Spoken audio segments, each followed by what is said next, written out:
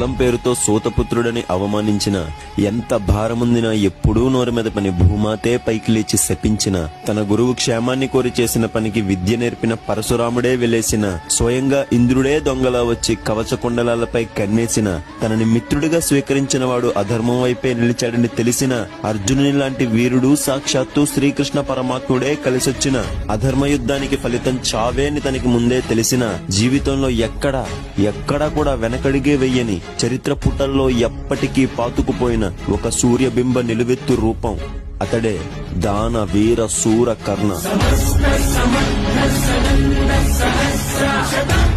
ఇలాంటి వీరుడు మహాభారతం మొత్తం భూతద్దం పెట్టి వెతికినా ఎవరికీ దొరకడు. మేబీ నువ్వు లైఫ్ లో కన్నునంత గొప్పవాడు కాలేకపోవచ్చు, కానీ ఆయన్ని ఇన్స్పిరేషన్ గా తీసుకుంటే నీ జీవితాన్ని ఖచ్చితంగా గొప్పగా గడపగలవు. ఒకవేళ కర్ణునికి గనక శాపాలు లేకపోయి ఉంటే ఏమై ఉండదో కామెంట్ చేయండి.